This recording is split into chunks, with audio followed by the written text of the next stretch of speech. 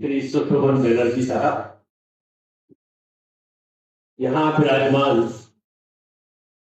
जिनसे बहुत थोड़ी सी मुलाकात में मैं बहुत प्रभावित हुआ हूं, श्री अभिषेक जी तिवारी साहब, एसपी साहब, लोकायुक्त एसपी श्री त्रिपाठी जी, और यहाँ बहुत सारे पुलिस ऑफिसर्स, एकेडमी के परिवार के सदस्यगण, मैडम, जिनसे मैं व्यक्तिगत परिचित नहीं हूं, लेकिन मैं सबको बहुत अधिक हृदय से सम्मान देते हुए कुछ शब्द कहना चाहूंगा। सबसे पहले तो मैं कुछ शब्दों में अपना परिचय दे दूं।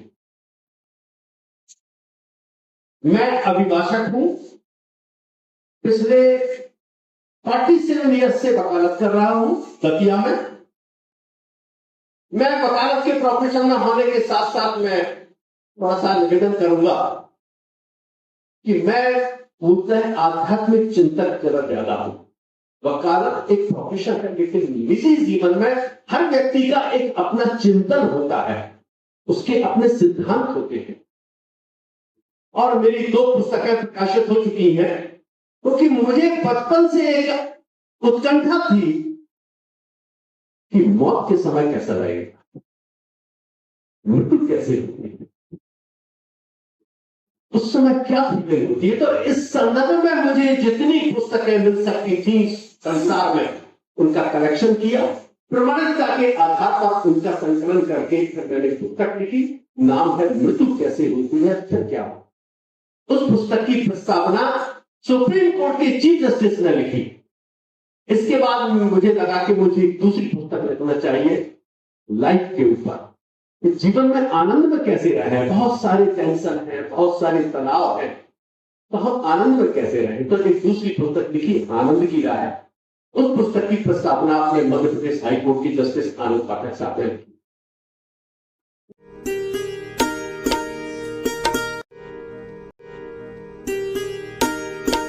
बंधुओं, मेरा निवेदन ये है कि अपने अपने क्षेत्र में हम कर्तव्य पालन कर रहे हैं, लेकिन हमारे स्वयं के अंदर एक न्यायाधीश बैठा, एक जस्टिस बैठा है। हर व्यक्ति के अंदर एक जस्टिस बैठा है। हम इस पृथ्वी पर इस काम के लिए और समय बर्बाद करने के लिए नहीं आए हैं कि हम आपके सामने अपनी सत्यता और प्रमाणिकता से प्रमाणित करें हम कि हम सही हैं, जस्टिफाइड हैं। हम अपने अंदर जस्टिफाइड हैं या नहीं, हमारे अंदर ही स्वयं हमारा न्यायाधीश बैठा है। और हम यदि अपनी नजर में जस्टिफाइड हैं तो मुझे दुनिया की कोई चिंता नहीं है, दुनिया कुछ भी मेरे बारे में कह दी है। मैं अपने आप में जस्टिफाइड हूं, मैं अपनी नजर में तो नहीं गिर रहा हूं। ये हमेशा अपना काम करते रहना है और हमें अपने को वाच करते रहना। ठीक है, जीवन में अप एंड डाउन हर आदमी के व्यक्ति में चलते हैं, हर आदमी की जिंदगी में आते हैं।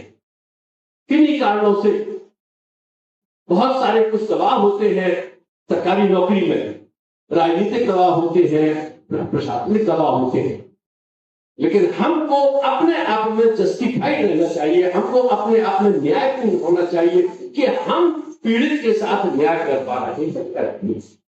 वही आपकी हमारी सबकी अपने अपने क्षेत्रों में जीत है।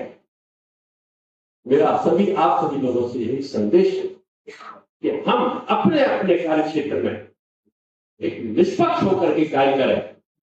किसी को क्या करना है, क्या कहना है, उसकी कोई चिंता नहीं करना चाहिए।